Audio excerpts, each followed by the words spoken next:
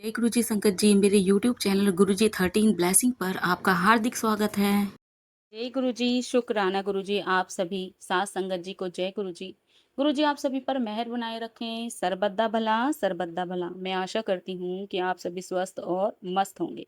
संगत जी, जैसे कि मैं आपके साथ में एक मोटिवेशनल स्टोरी भी शेयर करती हूँ। आज उसी कड़ी को आगे बढ़ाते हुए आज की जो स्टोरी है वह है हनुमान जी और अहिरावण का अंत। आप सभी जानते हैं, जब लंका का युद्ध हो रहा था और रावण ने बहुत सारे योद्धा दोनों तरफ से मारे गए थे, रावण की तरफ से भी और श्री रामचंद्र की तरफ से भी। और जब उन्होंने देखा कि रावण की सेना ने देखा कि अब तो शायद अपने अपने बड़े धुरंधर को मरता हुआ देखकर उसको लगा कि वो तो विजय प्राप्त ही नहीं कर पाएंगे, तब उसने अहिरावण से, जो कि पाताल का राजा था, उससे मदद ली। और अहिरावण ने रावण से प्रॉमिस किया कि वह रामचंद्र जी और लक्ष्मण जी को पाताल लोक में ले जाएगा और वहां पर मृत्यु के घाट उतार देगा, बलि चढ़ा देगा। उसी पर आधारित कहानी है। कह सकते हैं कहानी, या हमें बहुत कुछ सीखने को मिलेगा। लंका का युद्ध अपने चरम पर था।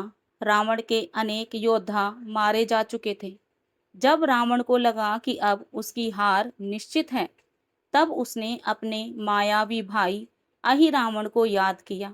अहिरावण पाताल लोक का राजा था और तंत्र मंत्र तथा मायावी शक्तियों में अत्यंत प्रवीण था। अहिरावण ने रावण से प्रार्थना की, कहा, भाई चिंता मत करो, मैं श्री राम और लक्ष्मण को पाताल लोक ले जाकर उनकी बलि चढ़ा दूंगा।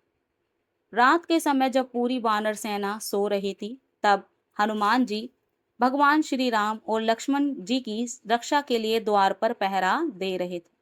अहिरावण ने विभीषण का रूप धारण कर लिया और छल पूर्वक शिविर में प्रवेश कर गया। अपनी मायावी शक्ति से उसने सभी को गहरी नींद में सुला दिया और श्री राम तथा लक्ष्मण को उठाकर पाताल लोक ले गया। सुबह जब सभी जागे तो प्रभु को ना पाकर हाहाकार मच गया। विभीषण ने तुरंत समझ लिया कि यह कार्य अहिरावण का है। उन्होंने हनुमान जी से कहा, हे पवन पुत्र, केवल आप ही पाताल लोक जाकर प्रभु को वापस ला सकते हैं। हनुमान जी बिना देर किए पाताल लोक की ओर चल पड़े। मार्ग में उन्हें एक विशाल द्वार मिला, जिसकी रक्षा एक बलवान योद्धा कर रहा था। उसका नाम मकर ध्वज था।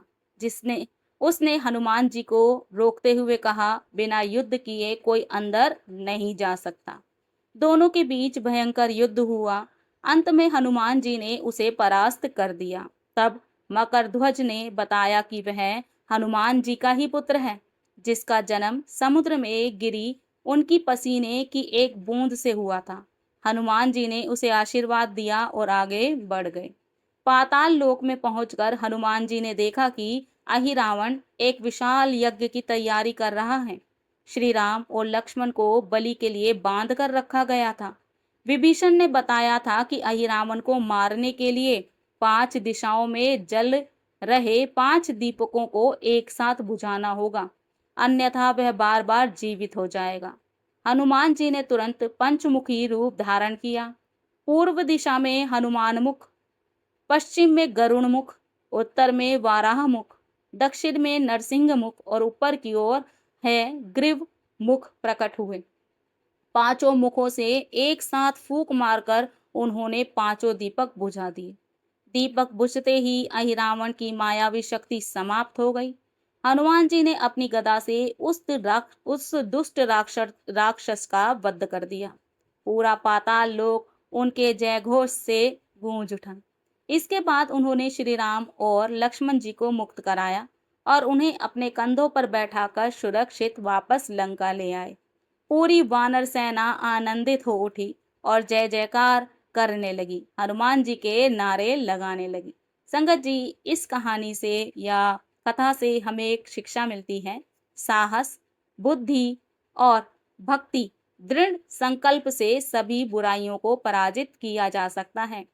जो व्यक्ति सच्चे मन से अपने कर्तव्य का पालन करता है, ईश्वर उसकी हर कठिनाई से सहायता करते हैं।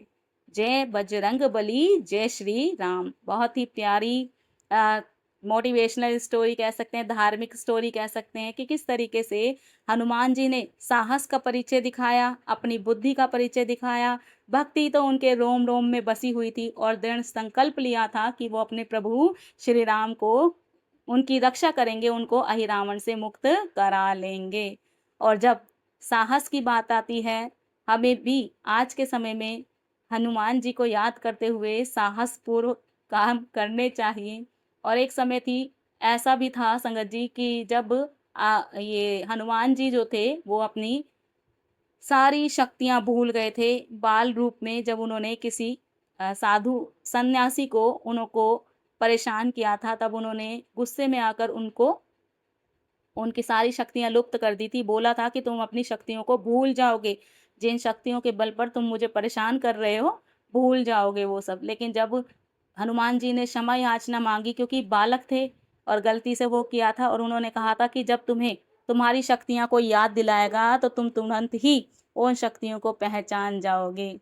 किस तरीके से चाहे वो बाल रूप हनुमान जी का हो या हमारा हो, कुछ भी हो, कोई भी हो, हम अपनी शक्तियों को बिसर चुके हैं। जब हमें अपनी शक्तियों का ज्ञात होता है और तभी एक मनुष्य जो है निखरता है, चाहे परेशानियों के कारण हो, चाहे आर्थिक समस्या के कारण हो या गुरु का सहयोग मिले, जैसा भी हो समय आने पर आपके सारे कार्य सिद्ध होते चले जाते हैं। और आज मैं अपनी वाणी को यहीं विराम दूँगी। जय गुरु जी, शुक्राना गुरु जी, जय जय गुरु जी।